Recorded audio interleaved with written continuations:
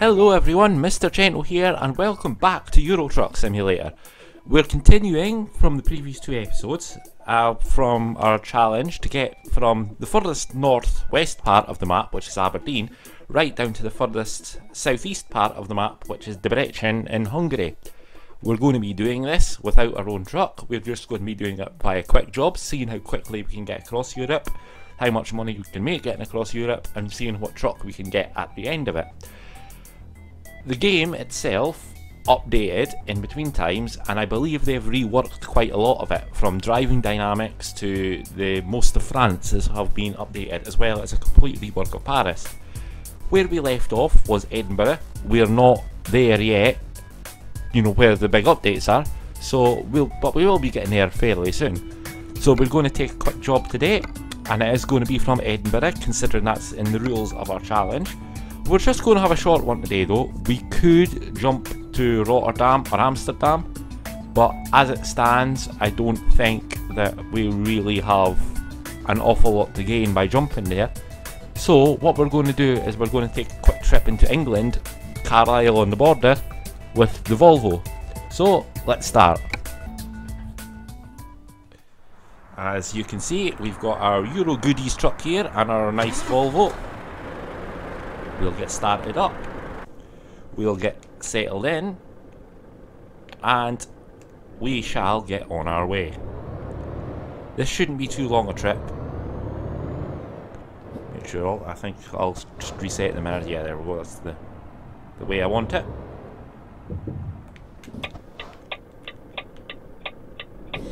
I can already see that we're going to have the challenge of a lovely roundabout, which, like I said, is probably the biggest struggle on Euro Truck, because traffic just cannot handle it at all. They don't understand lanes or giving way. A little bit like that. He just decided to drive straight inside of me, and I got the offence for it. Oh well. Good start.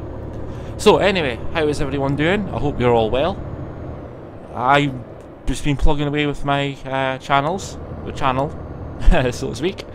It's not been going particularly well.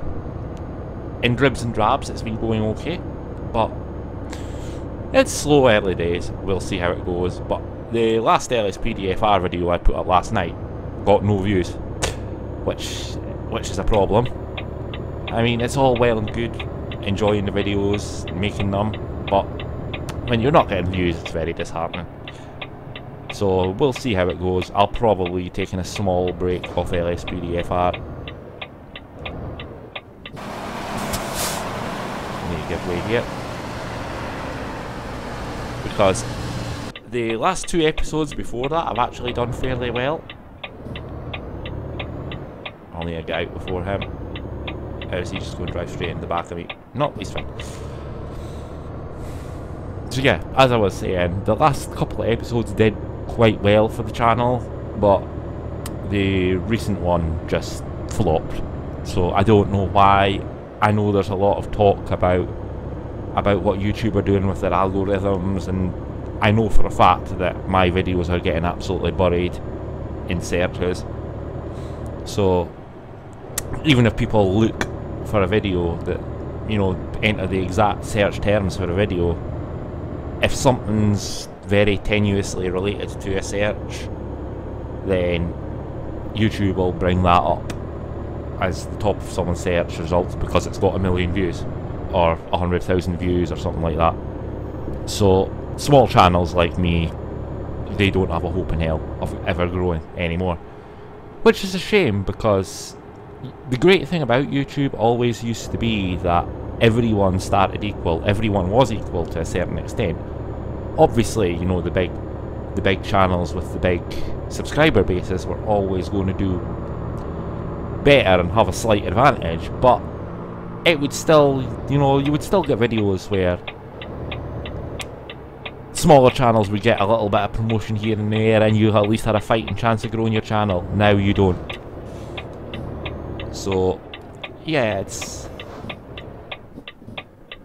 I'm very nearly ploughed into there, so try not to drive into my own trailer. Just went into that corner too quick. Hopefully that bus backs away. Yeah, we're fine. The brakes just did not slow there at all.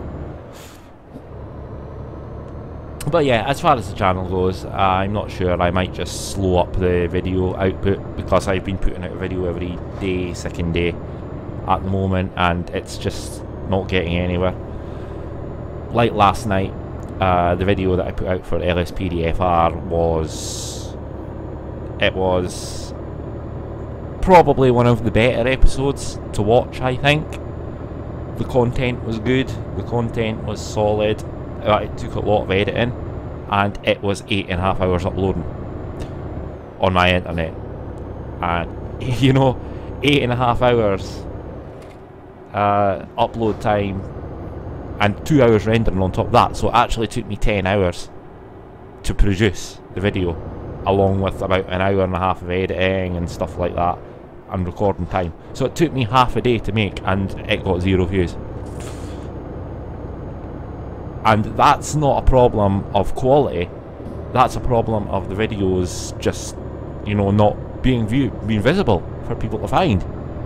So I don't know, we'll see how it goes. I'm a little bit disheartened with things, but yeah, shit happens.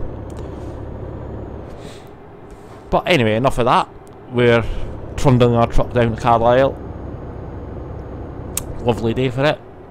We're not that far away now, we're only 60 miles. This is only going to be a quick episode. It's basically just getting a feel for any changes that's been in the truck, and I can already tell there has been a change. I think the first sign of that was on the brakes earlier, when I just didn't have any stopping.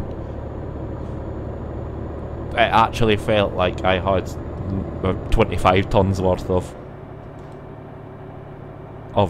goods carrying around. And also now I can feel that there's a lot less sort of rolling resistance. It doesn't feel like when you let off the throttle, you're just hitting engine brake. It feels like you are now carrying a mass, and the mass is building up speed. I mean, look at that, I've let off the throttle there completely, and I was just gaining lots of speed down the hill, and that's great to see. You feel like you're actually, you know, driving a proper weight now. Because before, yeah, you would gain speed, but not that quick down the hill. Day to day, I drive a Land Rover, which is just under 2 tons itself, and it's a big old beast that takes a lot of stopping or tugging up hills. You know, it's an old rattly diesel, is what I've got, and you definitely feel the momentum changes and the weight changes through corners, downhill, and I can definitely feel that sensation now. So the rolling dynamics that they've changed have definitely made a big difference. You need to be a lot more cautious now, which is great. I absolutely love that. It's a really good positive change. I mean, coming into this corner now, I don't feel like I've got the confidence to just keep ploughing through it. I feel like I've got to let off, give it a little touch of brake, just to scrub off a couple of miles an hour. So yeah, that's good. I'm pleased with that change.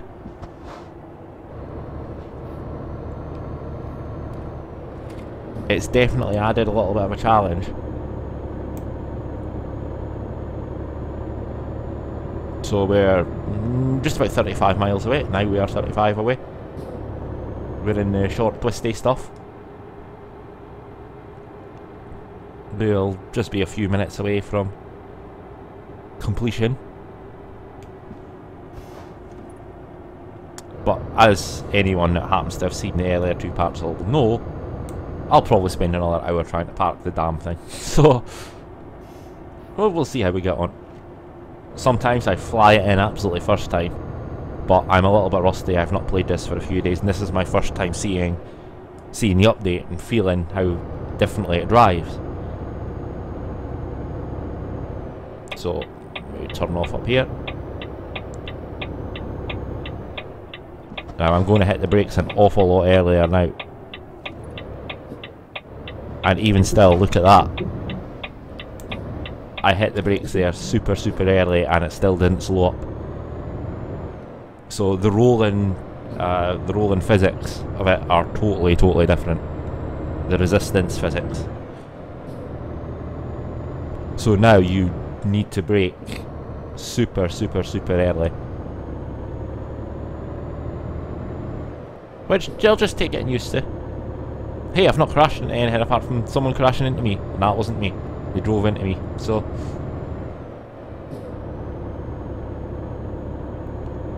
we'll drive our big old truck down the road. We're saying we're 20 miles away. I think I need to turn my steering sensitivity down just a touch. It feels like there's a little bit more instant feedback in the steering than I remember. So it's just a little on the twitchy side. That's the only thing that I'm finding from how it was before, that there's more initial feedback into the steering. So the truck feels a little bit dirtier when you first turn. We're up to 65 there, whoops. Carlisle, this is our turn off. But I think that feels a little bit more realistic. I think it feels more like sort of the initial turn is there, but then you have very little with speed beyond that. So it's sort of a heavy understeer type of handling, which is what you would expect from an HGV. Like I say, I don't drive HGVs, but from driving a heavy-ish Land Rover, I've got a rough idea of driving something substantial enough that you know you're driving something substantial. I've also driven vans and things like that, so, and they all feel kind of commercial is the best way I can describe it. Right, we've got a little bit of a tight squeeze here. I'll just ease off and let the truck do its thing. I mean, look at that, I've not touched the throttle there. And the momentum of the truck, the weight of the truck, has actually carried it. I've still not, that's me just touching the throttle again now. Oh, I've just clipped the guardrail. As I'm so busy concentrating on my throttle. I'm going to put the lights on as well, because yeah, that's my button that I've set up for my map. There we go. And we're in Carlisle. So I think I want to be in the, yeah, I want to be in that left hand lane, but everything is now just piled up. And I'm not going to outdrag them in an acceleration race. So yeah, this is going to be a little bit of a challenge. What I'm going to do is I'm going to put the indicator on. And right. No, he's gone. And I'm going to just try and squeeze this bus. There we go, done it.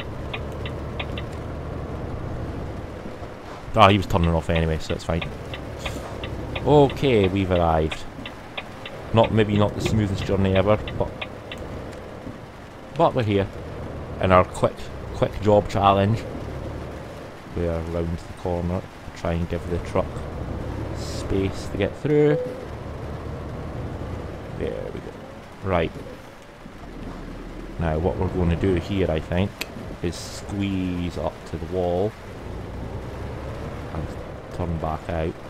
This might not be awful, and we'll just roll forward very gently. Gentle, gentle, gentle, gentle. Probably a little bit more. Perfect. We'll have a look outside. We're nice and straight. Hey, it's not so bad.